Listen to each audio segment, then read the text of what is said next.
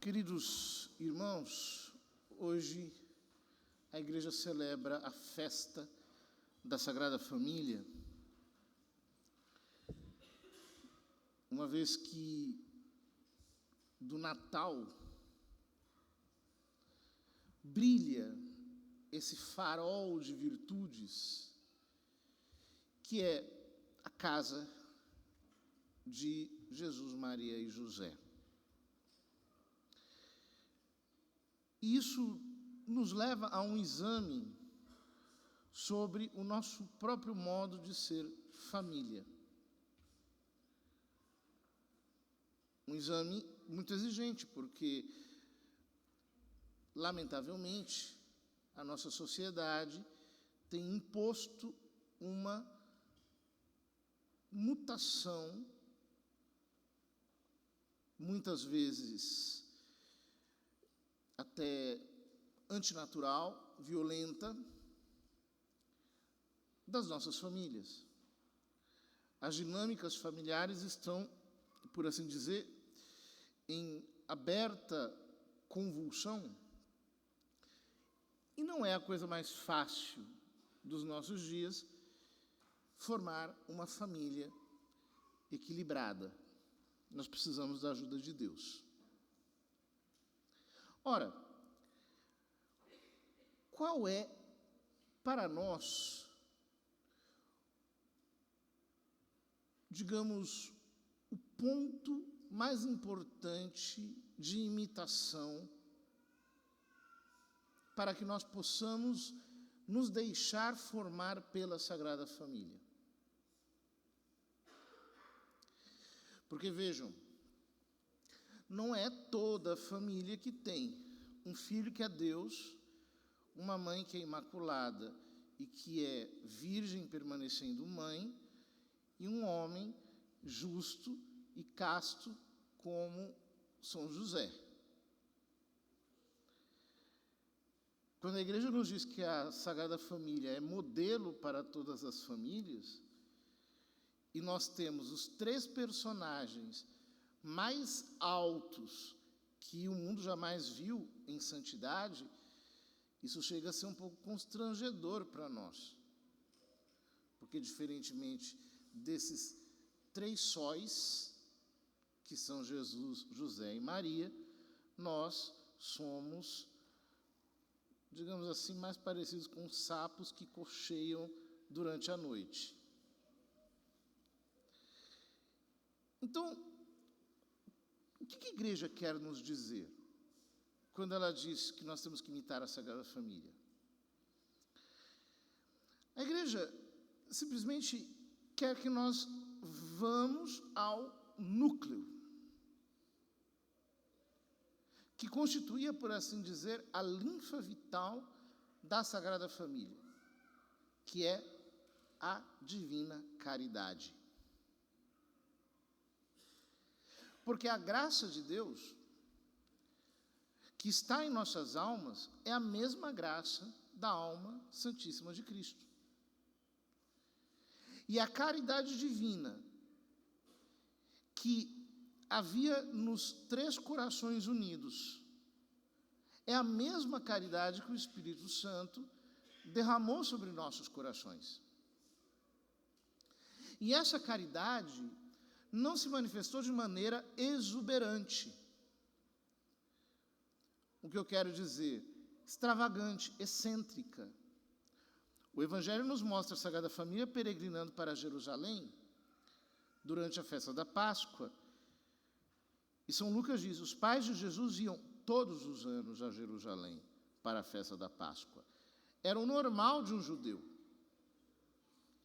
Ou seja, eles se comportavam como uma família normal do seu período. O Evangelho não nos narra nada de extraordinário depois do nascimento de Cristo. Inclusive, Nosso Senhor é chamado de artesão e filho do artesão, carpinteiro e filho do carpinteiro. Teve, inclusive, alguns parentes que criaram problemas para ele, para Nossa Senhora, e assim por diante, durante seu ministério público. Ou seja, não é porque a santidade é excelente que ela se torna estranha, extravagante e diferentona, causando um choque nas demais pessoas. Ou seja, a Sagrada Família não é uma família esquisita.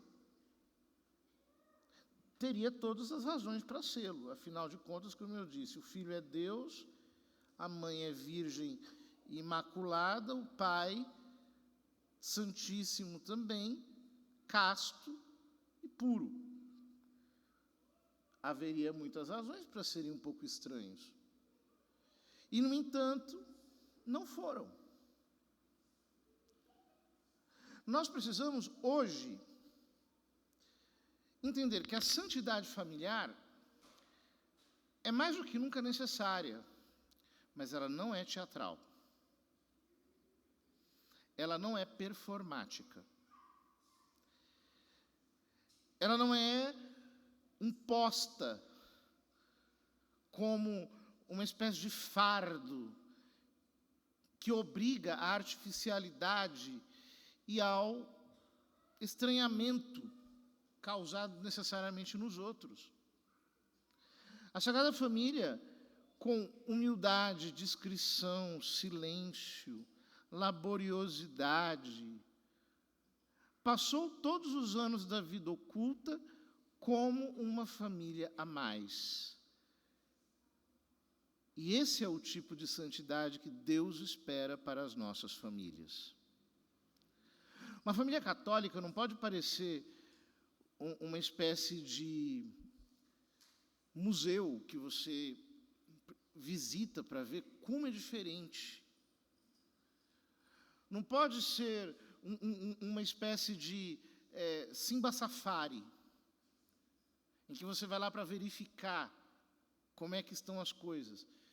Não, não. A família católica tem que ser, também ela, discreta, humilde, obediente, laboriosa, alegre, luminosa, leve.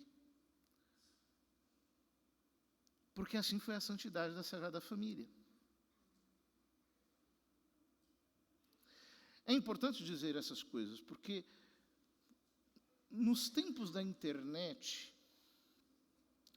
há muita gente posando de santo, impondo aos outros um estilo de vida que é tudo menos normal.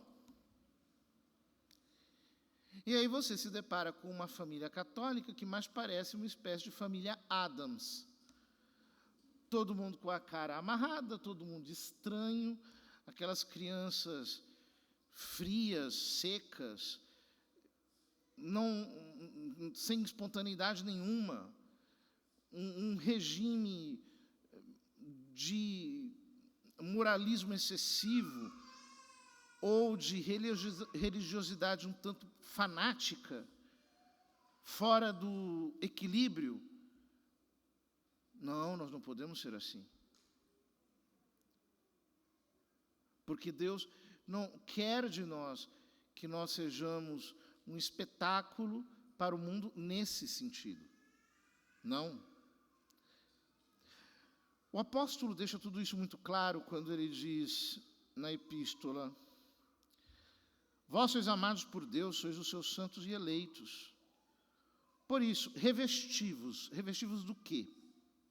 De sincera misericórdia, bondade, humildade, mansidão e paciência, suportando-vos uns aos outros e perdoando-vos mutuamente se um tiver queixa contra o outro. Como o Senhor vos perdoou, assim perdoai vós também. O que acontece? Que em muitas casas não é esse o clima que predomina. de misericórdia, bondade, humildade, mansidão, paciência. Não. É um clima de agitação, gritaria, desrespeito, xingamento, violência, um clima de indiferença, de frieza, para não falar de coisas mais graves que podem acontecer. Quantas vezes os casais perdem um pouco a medida e começam a se exaltar, a brigar escandalosamente diante dos filhos e a se comportar de modo nada edificante.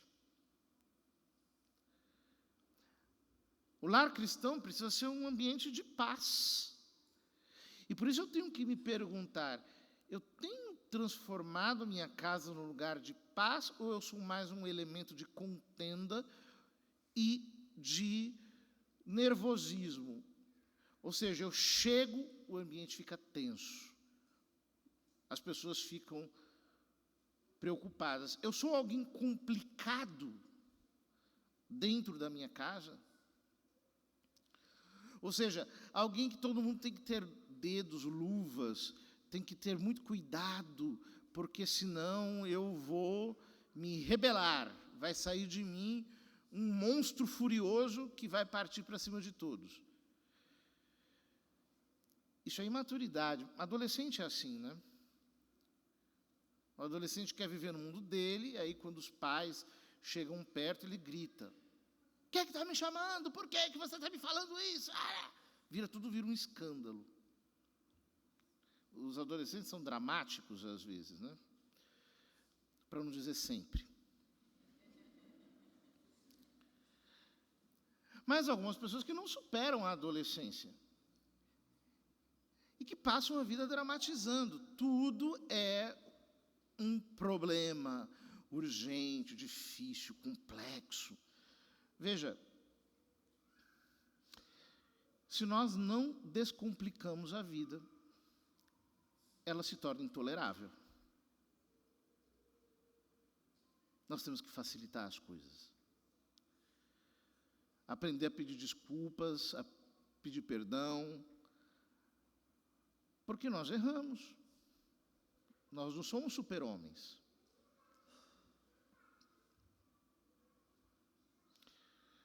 Ele continua: "Sobretudo, amai-vos uns aos outros, pois o amor é o vínculo da perfeição. Que a paz de Cristo reine em vossos corações, a qual fostes chamados como membros de um só corpo, e sede agradecidos. Que a palavra de Cristo, com toda a sua riqueza, habite em vós." Ele faz 3 desejos. Amai-vos, que a paz de Cristo reine em vossos corações e que a palavra de Cristo, com toda a sua riqueza, habite em vós. São estas 3 coisas que precisam reinar sobre nós. Em primeiro lugar, o amor de Cristo. Se o meu coração não estiver inflamado de caridade, não estiver embebido de amor, o que vai acontecer comigo é que eu serei um elemento de amargura dentro da casa. Veja, uma vez eu disse a vocês que a caridade divina é como leite. É o leite e mel de que nos fala o Velho Testamento. Mas, se você coloca um pouco de limão, talha todo o leite. Estraga tudo. Um pouco de azedume estraga a casa inteira. Uma pessoa perturbada consegue enlouquecer a todos. E como é terrível ter dentro da família um cristão perturbado, que sempre é elemento de discussão, de complicação, de briga. Não dá. É muito complicado. É claro que existem casamentos em que um dos cônjuges é chato. E geralmente isso acontece quando a pessoa quis muito casar com a outra. Aí Deus disse, seja feita a tua vontade.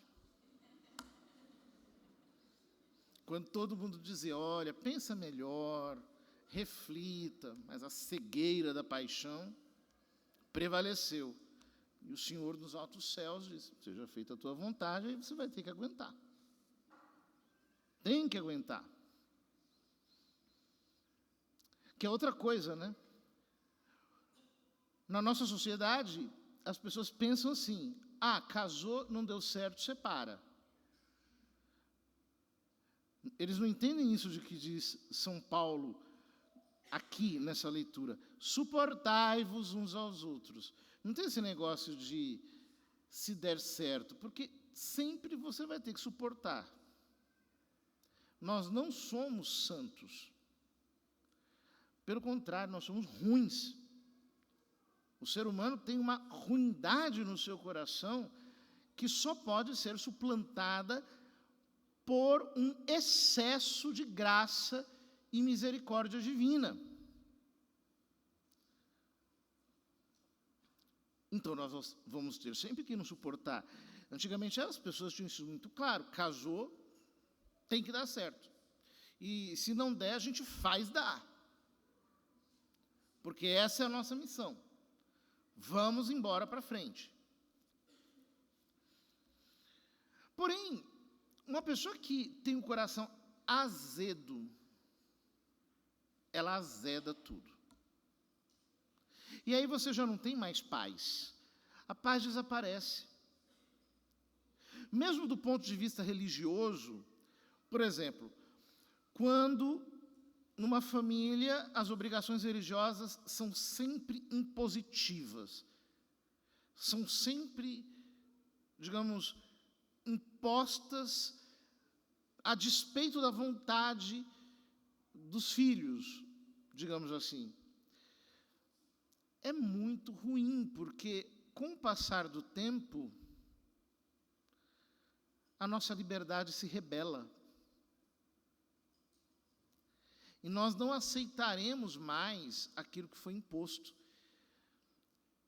Nós precisamos ensinar os nossos filhos a amar a Deus desde pequenos, mostrando que Deus valoriza a liberdade deles, que eles podem escolher, que existem coisas que são melhores e outras que são piores, ensinando-os.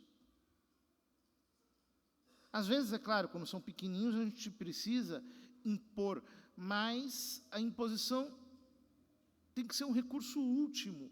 Antes disso, é o que dá mais trabalho, que é a conversa, o diálogo, que instiga a liberdade.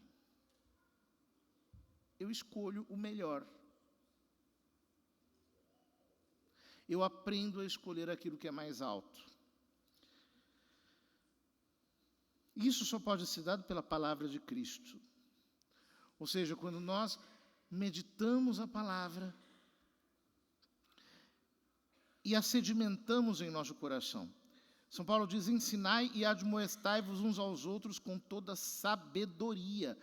Queridos, não pensem que hoje você vai conseguir levar a sua família para o céu se você não for uma pessoa bem informada, se você não estudar a palavra de Deus, aquilo que a igreja orienta em seu magistério, inclusive se você não estudar as coisas que estão acontecendo por aí. Porque o melhor modo de vacinar um filho contra as ideologias que predominam no mundo é oferecendo-lhes uma educação profunda. Uma educação que já os previna contra as ideologias que virão. Em que você diz, olha, existe uma ideologia aí que as pessoas dizem assim e assado. E isso daqui não é assim, porque é desse jeito, desse outro, tal. começou dessa maneira, quando as pessoas falaram isso, elas fizeram aquilo, etc. Você precisa saber informar o seu filho para blindá-lo intelectualmente contra as ideologias que estão no mundo. Isso só se faz com muita sabedoria. Um pai cristão, uma mãe cristã, precisam zelar pela educação que dão aos seus pequenos. É muito sério o que nós estamos vivendo. Platão, na República, quando explica o seu método de trabalho, ele diz o seguinte: protejam as crianças, não deixem que as amas contem quaisquer histórias para eles. Tem que ser histórias bem selecionadas, porque a maior parte das histórias que circulam por aí não prestam e a maior parte é mentira. 5 séculos antes de Cristo. E naquele tempo não havia todo o conjunto de aberrações que nós tristemente testemunhamos o tempo todo pela televisão, pela internet e assim por diante. Ora, se nós não educamos os nossos filhos para Deus, não haverá perspectiva de futuro. Eles vão acabar se paganizando. Do fundo dos vossos corações, cantai a Deus salmos, hinos e cânticos espirituais em ações de graças.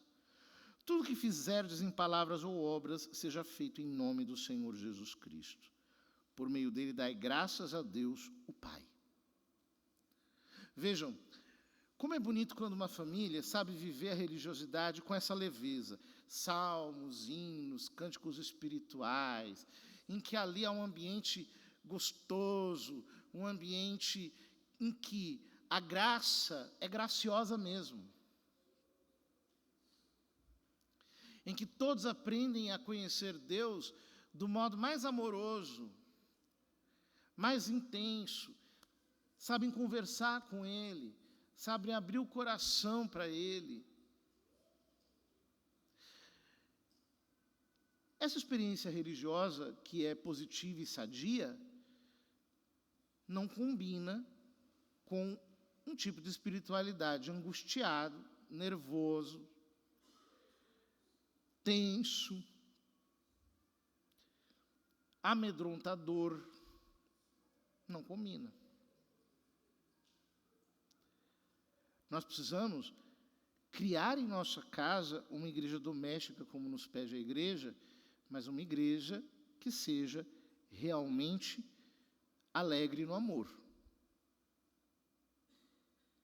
Que tenha a alegria do amor em todas as suas manifestações. Esposas, sede solícitas para com vossos maridos, como convém no Senhor. Maridos, amai vossas esposas e não sejais grosseiros com elas. Complicado, né? Porque, vejam, hoje, as mulheres são doutrinadas para não serem solícitas. Elas são doutrinadas nas escolas a não serem mães de família e esposas zelosas. Elas são educadas para serem funcionárias de ponta, competentes, competitivas, que se impõem, que sabem, digamos assim, prevalecer e perdem aquela doçura própria do sexo feminino. E aí depois, o que acontece é que quando casam, não dão conta do recado. Porque o gerenciamento de uma casa é uma arte. É como você equilibrar pratos. São várias coisas que têm que ser feitas e não dá para fazer uma de cada vez. Isso se aprende muito lentamente, desde cedo, tem que ser ensinado. Não se aprende na escola nada disso. Agora, quando você não tem essa solicitude em casa, o que acontece? Maridos, amai vossas esposas, não sejais grosseiros com elas. Todo mundo se trata na base da canelada. Você só vê coice de um lado para outro. Não. Isso não é um relacionamento verdadeiramente cristão e iluminado pela palavra de Deus. Filhos, obedecei em tudo aos vossos pais, pois isso é bom e correto no Senhor. Hoje o que acontece é o contrário. Há muitos filhos que são verdadeiros ditadores dentro de casa. São os pequenos ditadores mirins. Os pais, às vezes, fazem a escolha de terem, por exemplo, um filho só. E aí a criança vira um pequeno totalitário. Eu quero isso, eu quero aquilo. É ele que decide o cardápio da casa, é ele que decide as viagens, é ele que decide o que vai se assistir, é ele que decide tudo. Não. Não pode ser assim. Os filhos precisam obedecer. Porém, vejam o que o apóstolo diz. Pais, não intimideis os vossos filhos para que eles não desanimem. Os filhos têm que obedecer, porém os pais não podem intimidar os filhos, deixá-los receosos, ser tão duros que eles se sintam oprimidos. Nós deveríamos usar o recurso, a disciplina mais dura, de maneira escalonada, né? Você começa falando tranquilamente, chama, conversa, tal, fala mais sério. Mas se você parte direto para uma agressão, você está ensinando para o seu filho que você não ama.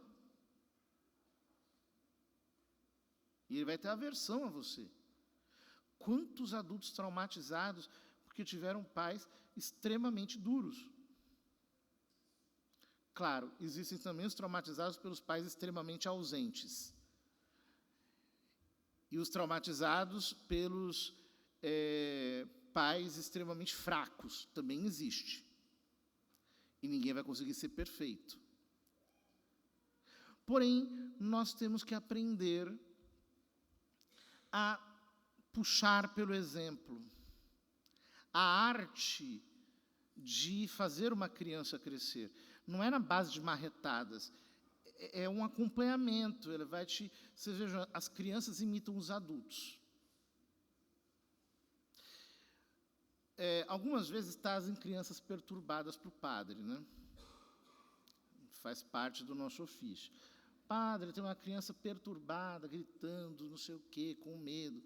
Vamos conversar com a criança, dentro da linguagem dela. O problema sempre são os adultos. Ou seja, todo mundo em casa grita, todo mundo em casa fica agitado, os pais brigam. A criança fica com medo. Ela se sente insegura. Ou seja, quando eu vejo uma criancinha perturbada, eu sei que o problema geralmente está no andar de cima, está nos pais, que não são suficientemente maduros e equilibrados para darem um bom exemplo e estimularem positivamente aquela criança.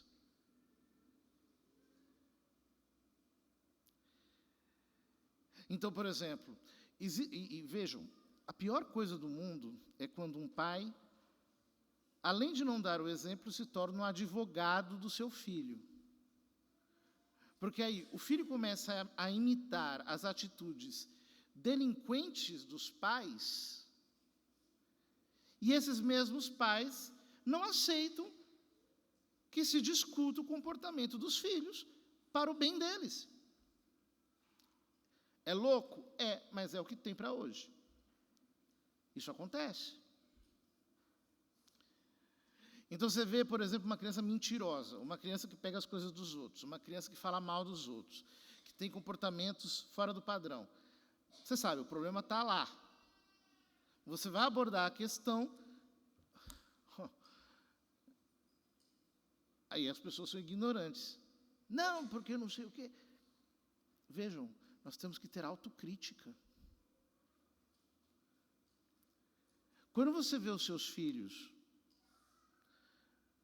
um pouco estranhos ou fazendo coisas que você não gosta, saiba, provavelmente ele está te imitando. Porque os defeitos dos filhos são sempre filhos dos defeitos dos pais. É sempre assim.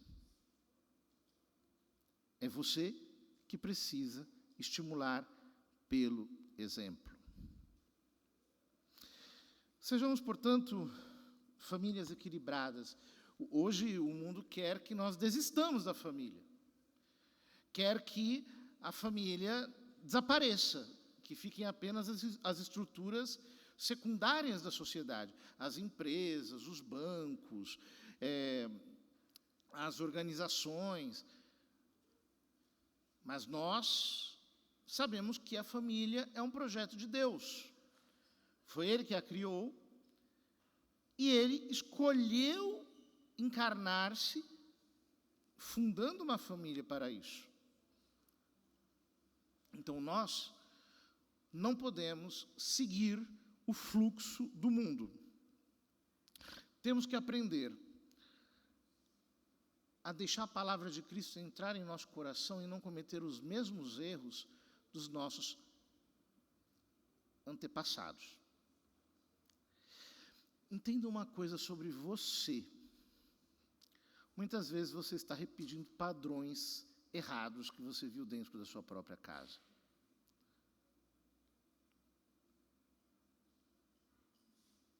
Pense nisso. E procure deixar-se iluminar e corrigir pela palavra de Deus. Pois o que o Senhor quer para você não é aquilo de ruim que você mesmo experimentou. Mas Ele quer que você faça a diferença e que você possa ser, no mundo, um agente de transformação, poderosamente transformado pela força renovadora do Evangelho.